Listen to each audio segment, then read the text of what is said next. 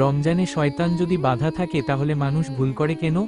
রাসূল সাল্লাল্লাহু আলাইহি ওয়াসাল্লাম বলেছেন, জান্নাতের রায়্যান নামক একটি দরজা আছে, এই দরজা দিয়ে কিয়ামতের দিন কেবলমাত্র সাওম পালনকারীরাই প্রবেশ করবে, তাদের ব্যতীত আর কেউ এই দরজা দিয়ে প্রবেশ করতে পারবে না। রাসূলুল্লাহ সাল্লাল্লাহু আলাইহি ওয়াসাল্লাম বলেছেন, যখন রমজান মাস আসে, জান্নাতের দরজাগুলো খুলে দেওয়া হয়, জাহান্নামের দরজাগুলো বন্ধ করে দেওয়া হয় এবং শয়তানদের শৃঙ্খলিত করা হয়। বুখারী 1899, মুসলিম 1079। কিন্তু তারপরও মানুষ কেন ভুল করে? ঘোষণা দেয়া হবে, সাওম পালনকারীরা কোথায়, তখন তারা দাঁড়াবে। তারা ব্যতীত আর কেউ এ দরজা দিয়ে প্রবেশ করবে না, তাদের প্রবেশের পরই দরজা বন্ধ করে দেয়া হবে যাতে করে এ দরজাটি দিয়ে আর কেউ প্রবেশ না করে। সহিহ বুখারী 1896 হাদিসে বলা হয়েছে, শয়তানদের শৃঙ্খলিত করা হয়, তবে সব শয়তান নয়। ইমাম তিরমিজি ও অন্যান্য ইসলামী স্কলাররা ব্যাখ্যা দিয়েছেন যে, এখানে মারদা তার শায়াতিন, মারদা মানে সবচেয়ে দুষ্ট প্রকৃতির শয়তান, বন্দী হয়। অর্থাৎ বড় ও সবচেয়ে প্রভাবশালী শয়তানরা শৃঙ্খলিত থাকে, কিন্তু ক্ষুদ্র বা কম শক্তিশালী শয়তানরা হয়তো কিছুটা স্বাধীন থাকতে পারে। 1.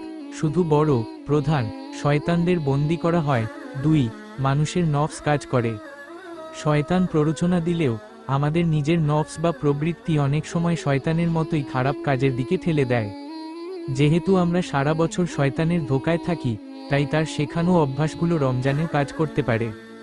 3. সকল শয়তান শৃঙ্খলিত মানে আক্ষরিক অর্থে নয়।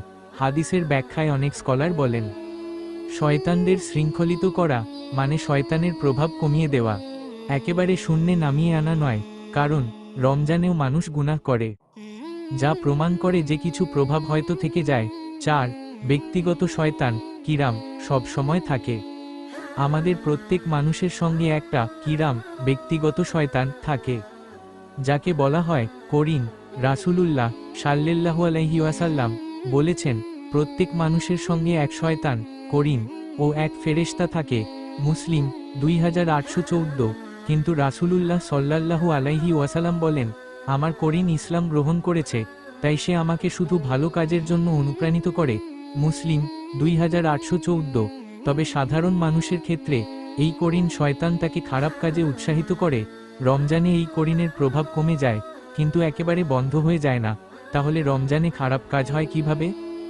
বড় শয়তানরা বন্দী থাকলেও মানুষের নফস ও পুরনো অভ্যাস গুনাহে প্ররোচিত করতে পারে। ক্ষুদ্র শয়তানরা হয়তো কিছুটা স্বাধীন থাকতে পারে। শয়তানরা বাইরে থেকে প্রভাব ফেলতে পারে, যেমন অন্যদের মাধ্যমে খারাপ কথা বা কাজ দেখিয়ে। এই জিনিসগুলো আমাদের শেখায় যে রমজানে শয়তানের প্রভাব কমে যায়, তাই এটা আমাদের জন্য নিজেদের সংশোধনের সেরা সময়। যদি কেউ রমজানেও গুনাহ করে, তাহলে বুঝতে হবে এটা তার নফসের অভ্যাস, যা সে শয়তানের অনুপস্থিতিতেও করছে। তাই রমজানে আমাদের শুধু শয়তান থেকে না, নিজের নফসের খারাপ দিক থেকেও বাঁচতে হবে।